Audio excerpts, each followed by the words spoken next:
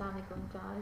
Welcome to the week 4th lecture of data structures and algorithm. Last वाले lecture में week 3 तक हमने पढ़ी थी रिकर्जन क्या होती है, कि एक फंक्शन को किस तरह हम बार बार कॉल करके मल्टीपल टाइम यूटिलाइज कर सकते हैं। बजाय इसके कि हम बार बार उसका फंक्शन लिखें, हम एक ही दफ़ा वो फंक्शन लिख के रख देते हैं, उसको मल्टीपल टाइम कॉल भेज के बार बार यूज़ कर सकते हैं।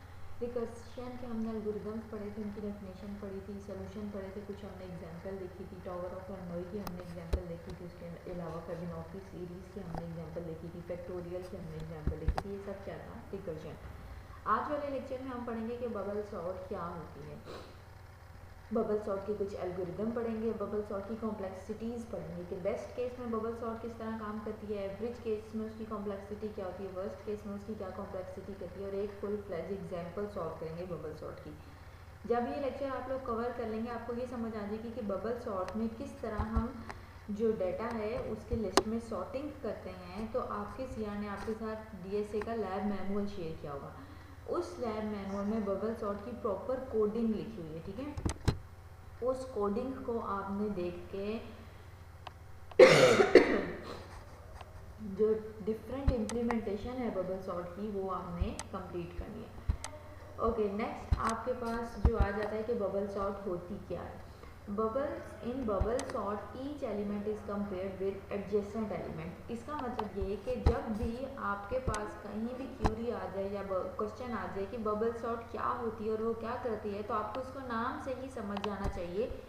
ये क्या करती है, लिस्ट में सपोज के 1 2 3 4 5 एलिमेंट्स हैं, ये हर दो एडजेसेंट एलिमेंट को कंपेयर करती है। यानी इसने जब भी कंपैरिजन करना है अपने साथ वाले एलिमेंट के साथ ही कंपैरिजन करना, और उसको कंपैरिजन करके अरेंजमेंट इसकी करनी है, या असेंडिंग ऑर्डर में या फिर डिसेंडिंग ऑर्डर में। Okay, if the first element is larger than the second one, the position of elements are interchanged, otherwise it is not changed। ये कह रहा है कि अगर पहला एलिमेंट है ये वाला, वो बड़ा है इस सेकंड वाले एलिमेंट से, तो हमेशा क्या करो, बड़े वाले को बाद में स्वैप कर दो और छोटे वाले को पहले ले आओ। यानी कि बबल सॉर्ट में हमेशा सॉर्टिंग किसकी होनी चाहिए, असेंडिंग ऑर्डर की होनी चाहिए। और वो किस बेस पे होनी चाहिए, हमेशा जो दो एडजेसेंट एलिमेंट्स होते हैं उन दो एडजेसेंट एलिमेंट का कंपेयर हो। ऐसा नहीं हो सकता कि वन जो एलिमेंट है वो आप डायरेक्टली क्या कर लो, थर्ड वाले एट्रीब्यूट से कंपेयर कर लो, या ये थर्ड एलिमेंट डायरेक्टली आप सिक्स्थ वाले से कर लो। नहीं, जो भी आपस में एडजेसेंट एलिमेंट आपने हमेशा उनका कंपैरिजन करना होता है, किसमें, बबल सॉर्ट के अंदर। ओके, सॉरी बेटे, sorry for this coughing. Then next element is compared with its adjacent elements, and the same process is repeated for all the elements until in the array until we get a sorted array।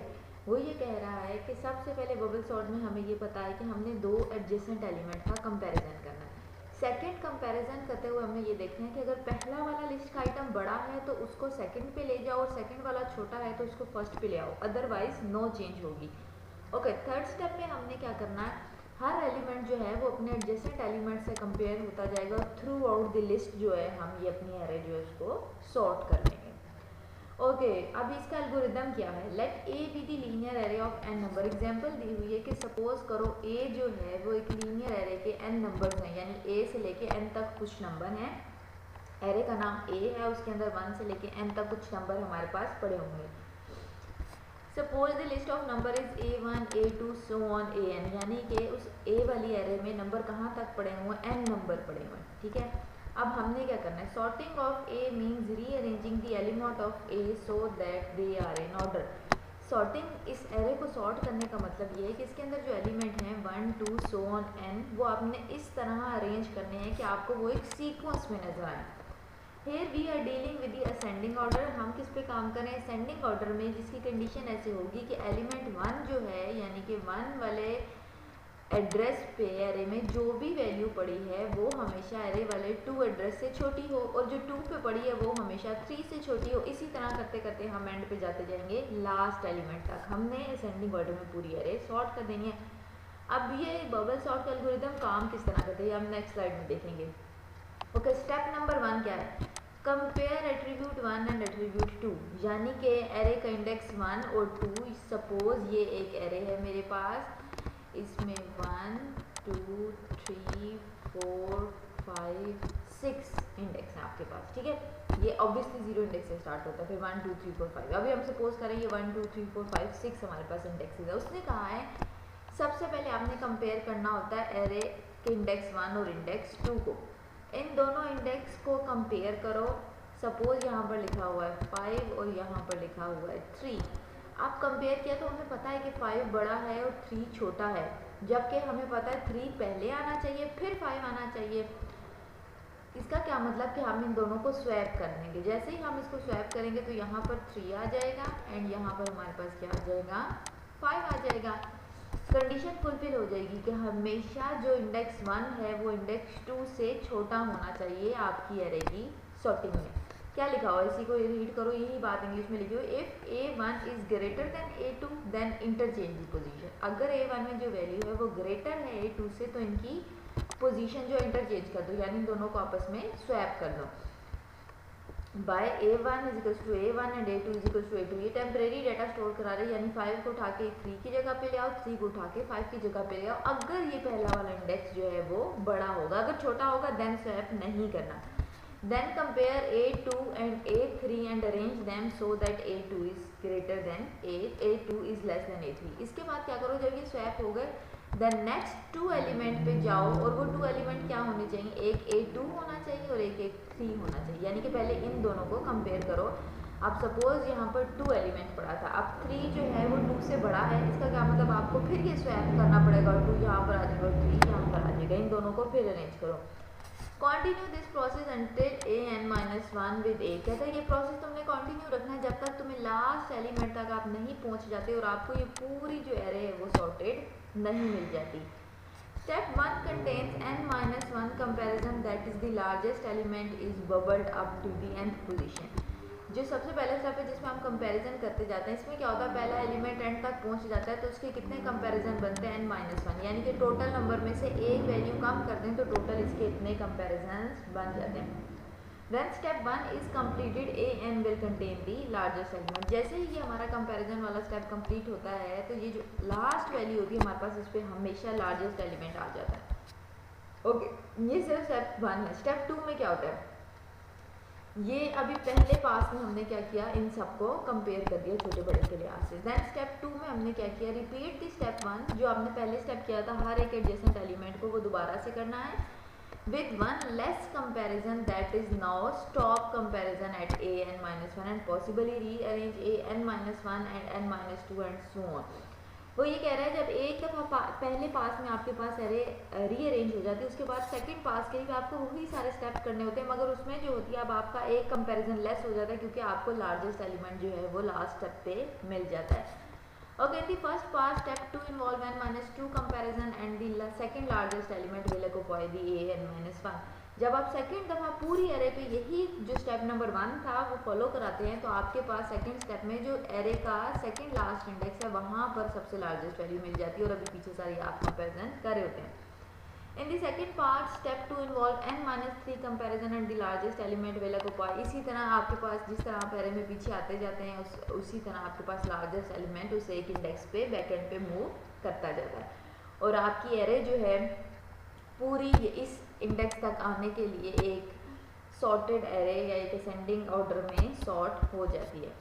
Okay, इसका algorithm लिखा हुआ है। अगर हमने इसको English में explain करना हो, सारा कोड ना लिखना हो कि किस तरह हमने जो है वो एरे स्वैप की है, उसकी स्वैपिंग वैल्यूज़ किस तरह हमने डालनी है, वो बेटे इस तरह डालनी होती है कि आपने 1 बाय 1 जो भी सारी वैल्यूज़ हैं वो स्वैप करनी है, किस ऑर्डर में, असेंडिंग ऑर्डर में। उसके लिए आप जो इंग्लिश में हमने समझना है वो किस तरह समझना है, एल्गोरिथम इस स्लाइड में लिखा हुआ है। और इसका जो कोड है बेटे कि कोडिंग के थ्रू आपने इसको किस तरह इम्प्लीमेंट करना है वो आपकी लैब के मैनुअल में कोड लिखा हुआ है बबल सॉर्टिंग का। वो मैं आपको पेज नंबर बता दूंगी, वो कोड आपने एज इट इज उठाना और उसको एग्जीक्यूट करना है। आपको समझ आएगी कि ये एरे की सॉर्ट जो है वो कर क्या रही है, बबल सॉर्ट किस तरह कंपैरिजन करी, किस तरह आपके पास लिस्ट जो है वो सॉर्टेड आ रही है। ओके, क्या लिखा हुआ है, एल्गोरिथम किस तरह काम करता है। Let A be the linear array of n number. Suppose करें आपके पास एरे ए है, उसमें आपके पास कितने नंबर्स हैं, आपके पास n नंबर्स हैं उस पर। Swap is a temporary variable for swapping. अब जो वेरिएबल हमने स्वैप इंट्रोड्यूस कराया है वो एक टेम्परेरी वेरिएबल है जिसमें हमने स्वैपिंग करनी है। ऑब्वियसली 3 इंडेक्स को उठा के 5 पे लेके जाना या 5 को 3 पे लेके जाना, उसको टेम्परेरी तो कहीं स्टोर करना है ना उस वेरिएबल को। जब आपने एरे से उठाया उसके लिए आपने कौन सा वेरिएबल रख लिया है, नाम उसका क्या रखा हुआ है, स्वैप। अब सबसे पहले हमने क्या करना है, input number end of an array. हमने सबसे पहले टोटल नंबर बता देने हैं जी, एरे के टोटल अंदर कितने एलिमेंट है। इनिशियलाइज करनी है हमने अपनी कोई लूप या वेरिएबल आई को 0 से and repeat through it step 4 until I is less than n। यानी कि टोटल नंबर सपोज 5 था या सबसे लार्जेस्ट नंबर 5 था या 10 था, हमने इस रो को इसको तब तक आई की वैल्यू को स्टेप 4 तक रिपीट करते जाना है जब तक हमें आई जो है वो छोटा मिले, यानी कि 4 वैल्यू तक हमने इसको चलाना है क्योंकि 4 इज लेस देन 5 है।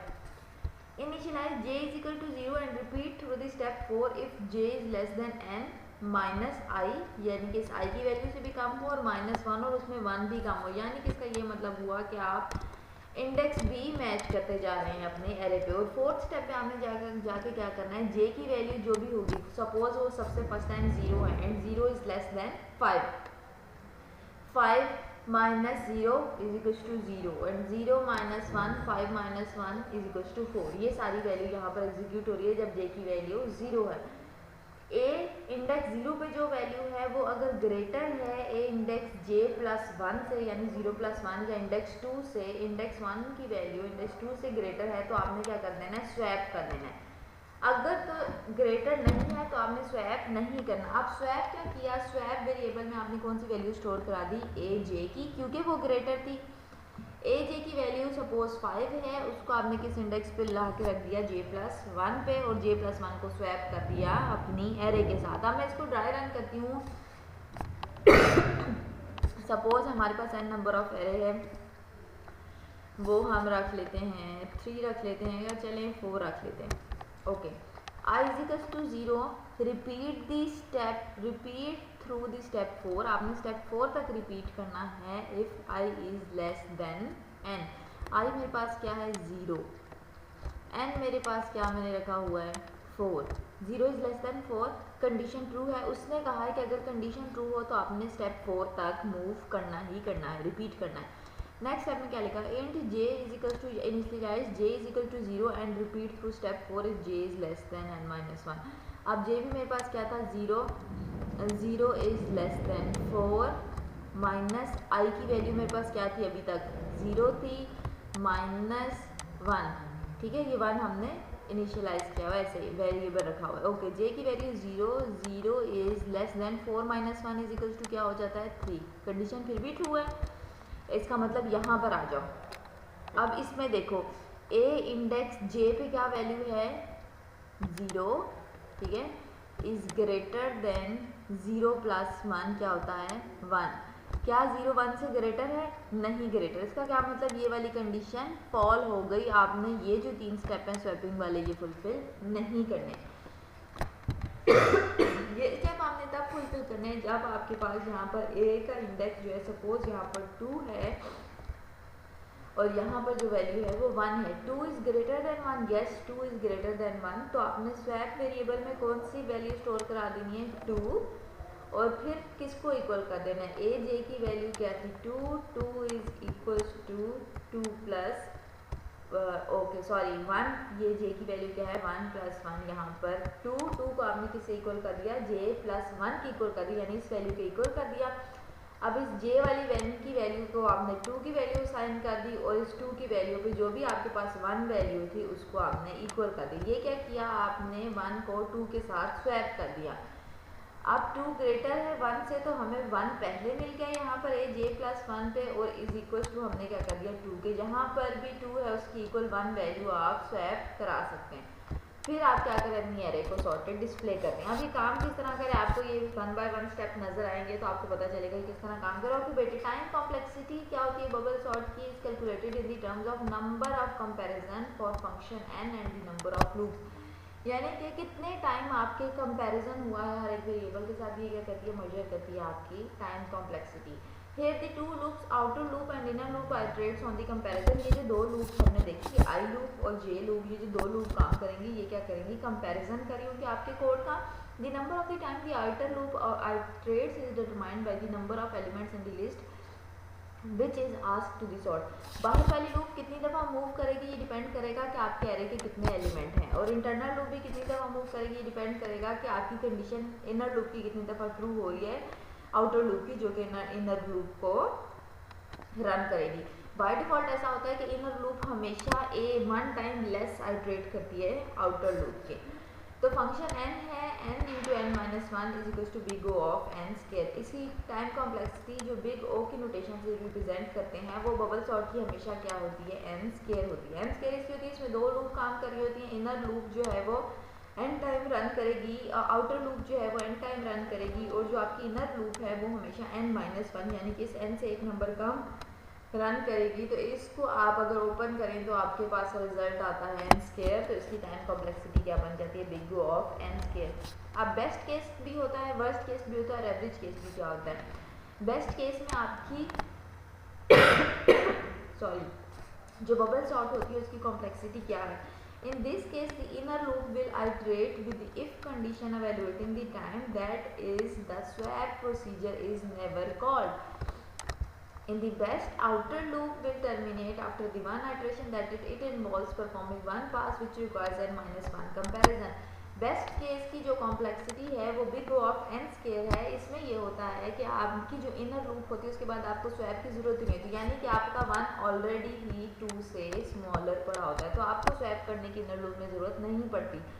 सिर्फ जो आइट्रेशन होती है वो n माइनस वन होती है, यानी कि पूरी एरे में से सिर्फ एक दफ़ा लिस्ट स्वैप होगी तो आपकी कॉम्प्लेक्सिटी कितनी आई, बिग ओ ऑफ एन आ जाती है. नेक्स्ट आपके पास क्या है, वर्स्ट केस है.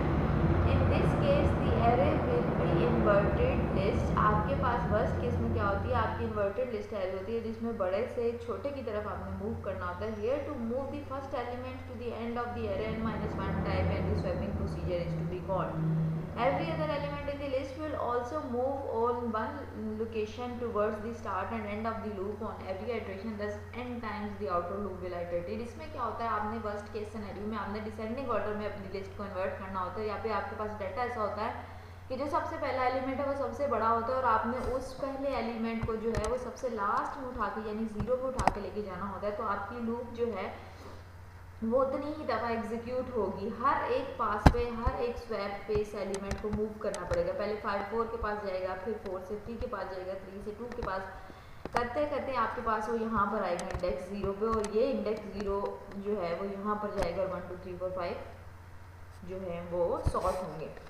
इसीलिए वर्स्ट केस हमेशा वो केस होता है जिसमें आपके इटरेशंस जो है वो सबसे ज़्यादा हो, तो उसकी कॉम्प्लेक्सिटी हमेशा क्या होती है, big O of N square होती है. ओके, एवरेज केस में ये होता है कि आपकी एरे ऐसे सॉर्टेड हो कि हाफ एलिमेंट आपके पास एरे से लेफ्ट पे हो और हाफ राइट पे हो, दोनों को इक्वल टाइम लगे लेफ्ट और राइट स्वैप करने पे, तो उनकी कॉम्प्लेक्सिटी भी big O of N square होती है एवरेज केस में. Average case is very difficult to analyze than the other cases. Difficult होता है आपको ढूंढना कि अभी बेस्ट केस है वर्स्ट केस है, वो तो ढूंढना आसान है. बेस्ट केस में सबसे कम आइट्रेशन होंगी, वर्स्ट केस में सबसे ज़्यादा आइट्रेशन होंगी, एवरेज केस में दोनों यानी कि एक ऑप्टिमाइज लेवल की आइट्रेशन होगी. सपोज कैरे का साइज 8 है तो 4 लेवल की टोटल आइट्रेशन होगी, उससे ज़्यादा आइट्रेशन नहीं होगी. ये डिसाइड करना बहुत डिफिकल्ट होता है कि केस अब एरे का एवरेज है या बेस्ट है या वर्स्ट केस है. In this case input data are randomly placed in the list.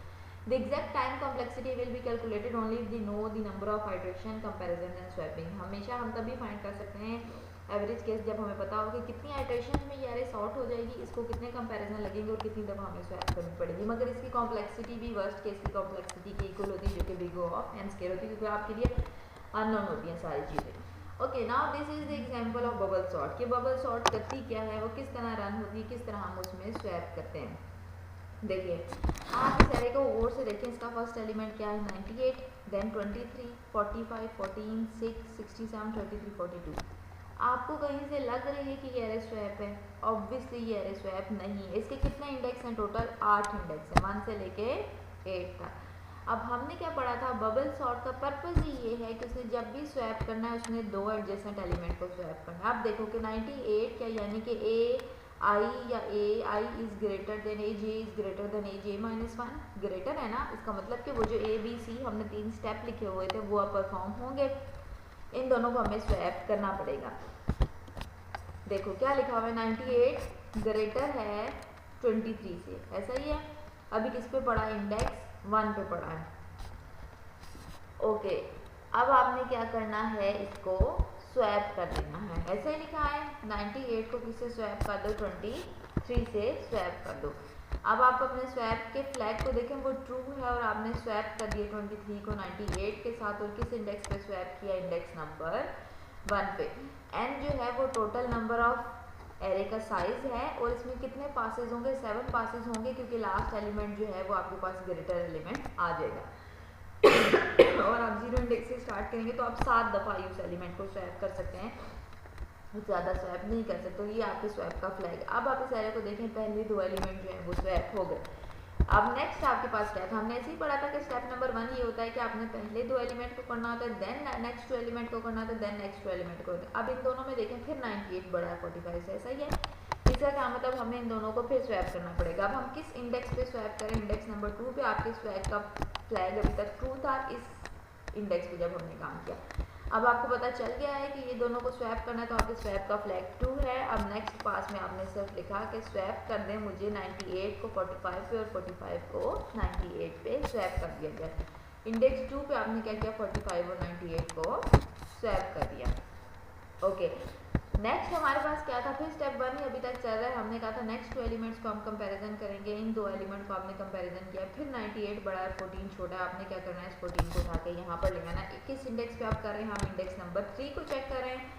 इस इंडेक्स नंबर 3 को चेक करने के लिए हमारा स्वैप फ्लैग 2 है, क्योंकि हमें पता लग गया है कि ये जो 2 एलिमेंट हैं इन दोनों में स्वैप होगा, क्योंकि a j is greater than A J minus 1 है। तो अब 98 और 14 को हम क्या करेंगे, स्वैप कर देंगे इंडेक्स नंबर 3 पे। 14 पहले आ गया और 98 बाद में आ गया। ओके, अब हम जाएंगे नेक्स्ट आइट्रेशन पे। नेक्स्ट हमारा कौन सा इंडेक्स आ गया, 4th इंडेक्स आ गया। अब इसको गौर से देखो, 98 फिर बड़ा है 6 से, ऐसा ही है। फिर हमारा स्वैप फ्लैग 2 है, हमने फिर क्या किया, 6 और 98 को आपस में स्वैप करा दिया। आपको नजर आ गया किस इंडेक्स पे किया है, 4 इंडेक्स पे 6 को स्वैप कर दिया 98 के साथ। नेक्स्ट देखो, फिर हमारे पास 98 बड़ा है, 98 67 से बड़ा है। इन दोनों को हमने फिर से स्वैप किया, तो 67 पहले आ गया और 98 बाद में आ गया, और किस इंडेक्स पे आ गया, 5 पे आ गया। फिर 98 बड़ा है 33 से, हमने फिर इन दोनों को स्वैप किया, तो 33 6 इंडेक्स पे आ गया और 98 जो है वो 7th इंडेक्स पे आ गया। हमने इन दोनों को फिर स्वैप किया, 42 फिर छोटा था, 98 सबसे लास्ट था। तो देखो हमने 7 इंडेक्स तक जाना था और last element automatically 8th index पे आ जाना था। तो ये देखो हम 7 पर पहुंच गए और 7 इंडेक्स पे हमने क्या किया, 42 को स्वैप कर दिया और 42 के बाद 98 आ गया। यही था स्टेप 1 कि आपने हर एक एडजेसेंट एलिमेंट को कंपेयर करना, और जो आपका लार्जेस्ट एलिमेंट होता है वो हमेशा किस पे आ जाता है, लास्ट पे। यहाँ पर हो जाता है आपका स्टेप नंबर 1 कंप्लीट। अब इस एरो को आप गौर से देखो, अभी भी सॉर्ट है क्या, ये नहीं सॉर्ट, 6 को सबसे पहले आना चाहिए। तो इसका क्या मतलब, हम आप जाएंगे स्टेप नंबर 2 में। देखो क्या लिखा हुआ है, फिनिश फर्स्ट बबल अप, यानी कि पहली बबल जो है वो हमारी कंप्लीट हो गई। पहली जो है हमारी इनर लूप जो थी, जिसमें हम पढ़े थे a j and j is less than 1, उसमें हम बार बार स्वैप कर रहे थे, ऐसा ही है, वो हमारी आप कंप्लीट हो गए। आप देखो इंडेक्स 8 पे आ गया, इसके साथ कोई भी कंपैरिजन नहीं, और हमने इंडेक्स 7 तक कंपैरिजन करना था। इसका क्या मतलब, ये कंट्रोल अब चला गया दोबारा स्टेप नंबर 1 पे, यानी आउटर वाली फॉर लूप पे, जिसमें हमने वेरिएबल सेट किया हुआ था आई। अब क्या होगा, अब फिर से दोबारा हम इंडेक्स पे आ जाएंगे। अब हमारे पासेज देखो कितने हो गए, 6। क्यों, क्योंकि जो लास्ट वाला एलिमेंट ये तो हमारा ऑलरेडी स्वैप हो चुका है। अभी हमारा स्वैप का फ्लैग फॉल्स है, क्योंकि अभी हमने इनको कंपेयर नहीं करना स्टार्ट किया। और सॉरी, क्योंकि अभी हमें ये पता लग गया है कि हमारा 23 जो है वो 45 से छोटा है, इसलिए हमने यहाँ पर इसके फ्लैग को फॉल्स कर दिया। किस इंडेक्स पे हम वैल्यू सेट कर रहे हैं, 1 पे। 23 जो है वो 45 से छोटा है, इसका मतलब कि स्वैप नहीं होगा, नो स्वैप। ओके, नेक्स्ट अब आप देखो 45 जो है वो बड़ा है 14 से, ऑब्वियसली यहाँ पर अब क्या होगा, हमारे पास स्वैप होगा 2 इंडेक्स पे। तो हम क्या करेंगे, स्वैप के फ्लैग को ट्रू कर देंगे, यहाँ से 45 को उठाएंगे 14 पे लेकर आएंगे और 45 को तो रख देंगे, और ये 2 इंडेक्स पे हमने काम शुरू कर दिया। अब आप देखो स्टेप 2 में हमने कहा था कि रिपीट दी स्टेप 1, कि आपने स्टेप नंबर 1 रिपीट करना है, मगर उसमें जो आइट्रेशन होंगी, जो स्टेप नंबर 1 की आइट्रेशन है उससे एक दफ़ा कम हो जाएंगे। ऐसा ही स्टेप 2 हमने पढ़ा था, यही अब हम कर रहे हैं। इसी तरह हमने पढ़ा था कि इनर लूप आउटर लूप जो आई है वो इनर लूप जे से एक दफ़ा ज़्यादा रन होगी। वो ये था कि स्टेप 1 क्या होता है, स्टेप 2 क्या होता है। ओके, ये 14 और 45 स्टेप हो गए इंडेक्स नंबर 2 पे। नेक्स्ट आ जाओ, 45 और 6 का कंपैरिजन करो, कौन सा बड़ा है। ऑब्वियसली 45 बड़ा है। इसका क्या मतलब कि दोबारा इनर लूप रन होगी, दोबारा हम लोग स्टेप चेक करेंगे, दोबारा इसको स्वैप करेंगे। हमने 6 को और 45 को स्वैप कर दिया, फ्लैग ट्रू सेट कर दिया और इंडेक्स नंबर 3 पे क्या वैल्यू सेट कर दी 6।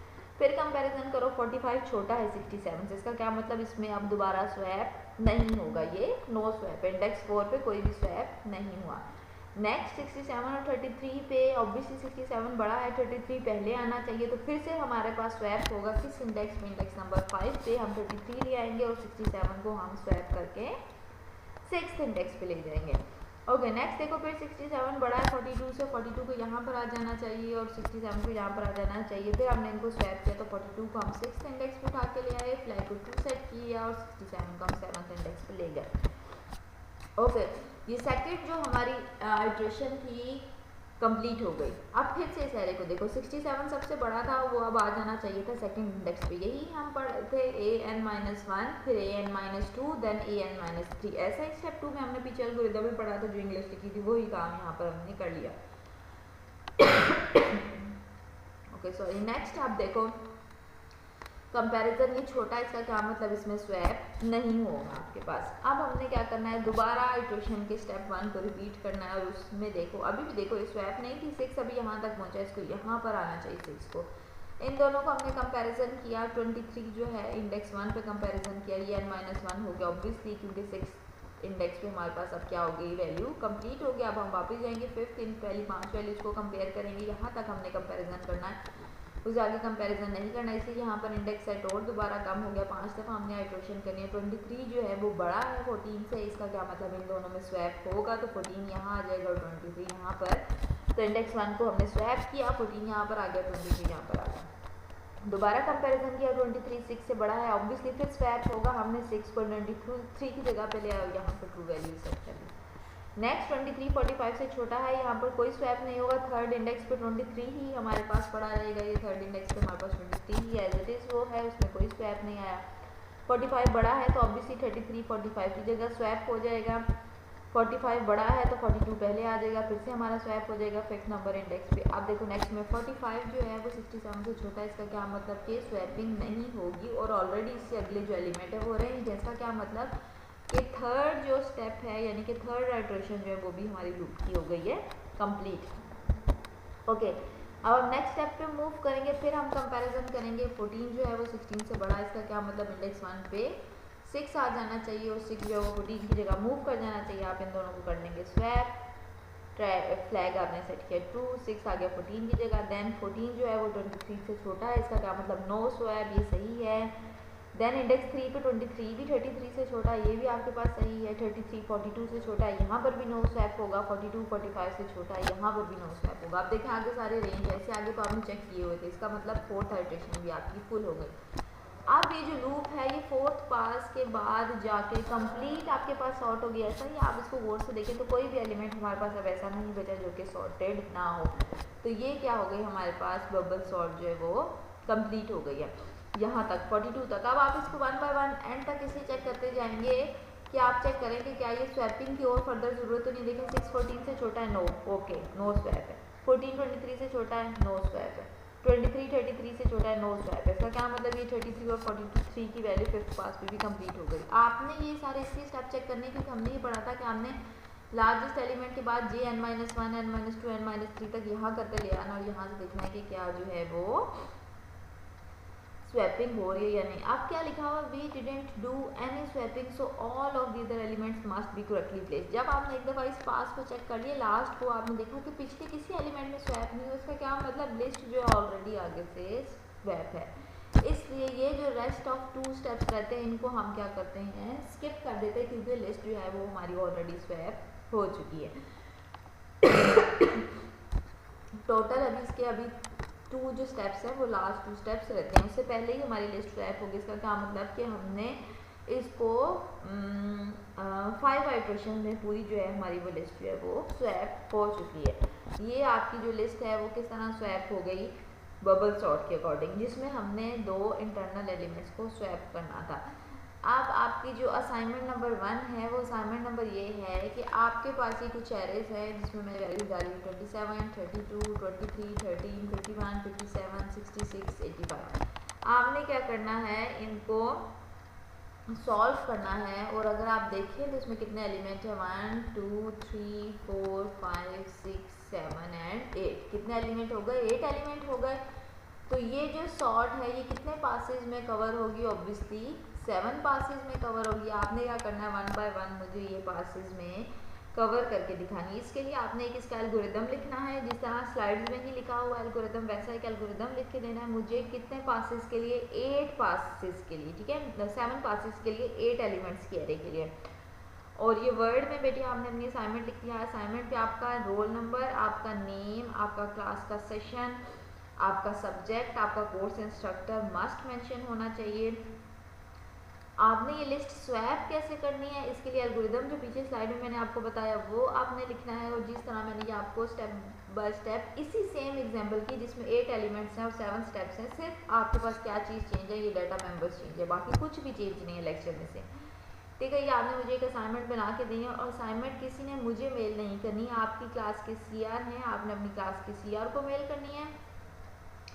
CR साहब की असाइनमेंट मुझे एक रार के फोल्डर में कंप्लीट करके देंगे, जिसका नाम ऐसे होगा BScs 3rd evening DSA assignment number 1। और हर बच्चे की असाइनमेंट को उसका रोल नंबर सबसे पहले लिखाना चाहिए, देन उसका नाम लिखाना चाहिए, देन उसके बाद उसका क्लास का सेशन लिखाना चाहिए, देन उसके बाद असाइनमेंट नंबर 1 लिखाना चाहिए। कोई भी असाइनमेंट इस फॉर्मेट के बगैर होगी तो मैं वो असाइनमेंट एक्सेप्ट नहीं करूँगी और यू विल गेट 0 मार्क्स। ठीक है, ओके बेटे, ये आपने सबमिट करनी है। इसके अलावा जो आपकी लैब है उसके लिए मैं आपको व्हाट्सएप पे मैं CR को पेज नंबर बता देती हूँ, जो कि मैंने आपको लैब मैनुअल्स दिए हैं, वो वाला कोड आपने एज इट इज़ उठा के रन करना है बबल सॉर्ट का। जैसे ही आप वो कोड रन कर लेंगे आपको समझ आ जाएगी कि एल्गोरिदम किस तरह काम कर रहा है और कोड किस तरह काम कर रहा है बबल सॉर्ट। ओके बेटे, this is all about today's lecture. किसी कोई कंफ्यूजन है तो हम आज के वीक में, इस वीक में जो भी हमारा ऑनलाइन सेशन का टाइम है उस सेशन वाली क्लास में आप मुझसे अपना क्वेश्चन कर सकते हैं। थैंक यू, अल्लाह हाफिज़।